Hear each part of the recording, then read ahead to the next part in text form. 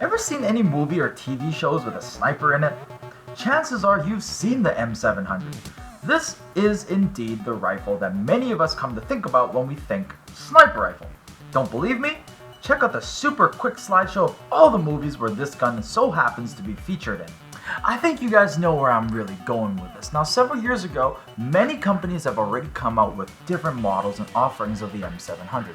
What makes the King Arms one different? Is it really the one we've been looking for all along?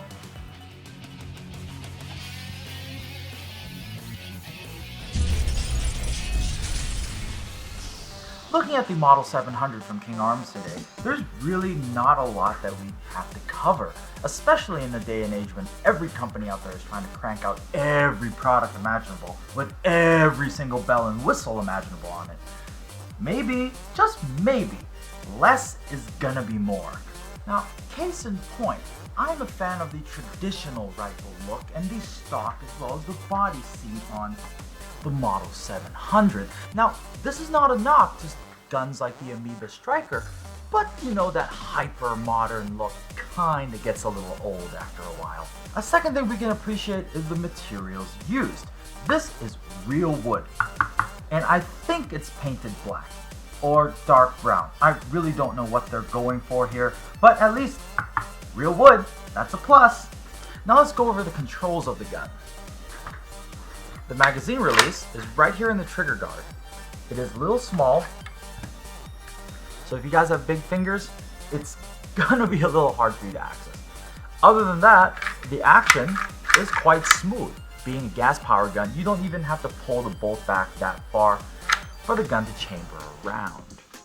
The safety lever is right here, just like any other old sniper rifle, and the trigger, pretty good. Not gonna complain. Being a sniper rifle, I'm sure all of you guys want to know the nitty-gritty numbers and specs of this gun. So let's go over that. The gun's overall length is 1,120 millimeters, or roughly 44 inches. The inner barrel is 585 millimeters, or roughly 23 inches. And its inner barrel diameter is 6.02 millimeters. So tight bore, expect great accuracy. The hop-up adjustment dial is right here towards the front of this rail mount.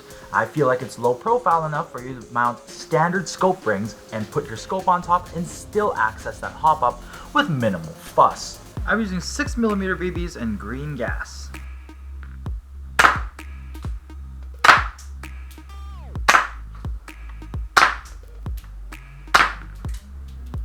Here we are back at our warehouse, and I'm standing as far back as possible. I have with me a wooden set of stairs to help with some stabilization, and I'm about to shoot the M700. Let's go.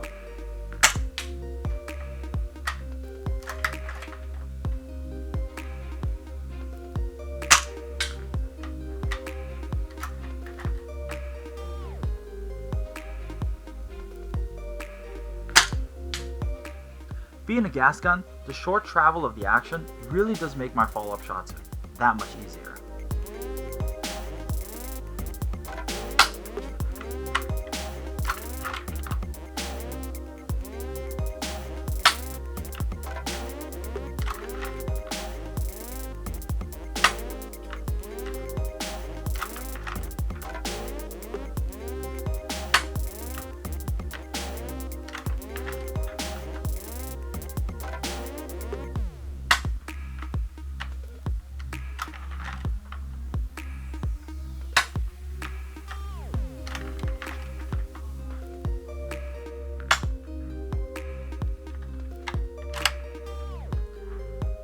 From what I can tell downrange, the accuracy is not bad.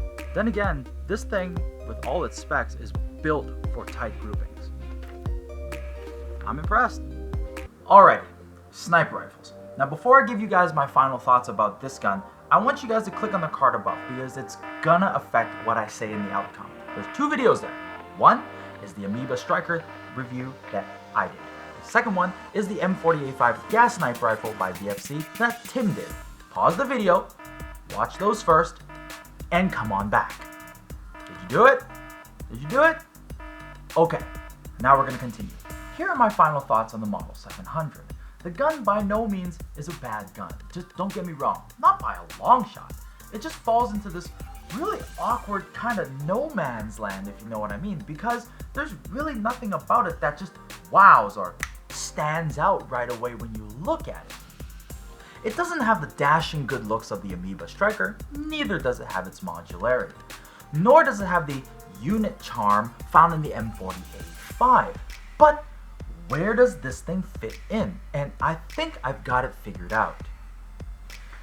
Little close, guys, like personal space, you know what I'm saying? Anyways, this gun is looking for the type of person that doesn't really care about being hip or impressions, building out their unit impression. This is really for the type of player who wants a consistent gun that can shoot a tight group right out of the box. And that's really what it comes down to. But then again, while we're this close, what do you guys think? Let me know in the comment section below. You want something no frills like this, or you do want all the bells and whistles that comes with, say, like an Amoeba Striker? Let me know all of that down there in the comment section. And while we're this close, you know what time it is. Don't forget to check out this cool product and many more on our online store, www.redwolfairsoft.com. My name is Mark, aka Blue Steel. I'll catch you guys on the next episode of RedWolf TV. Have a good one.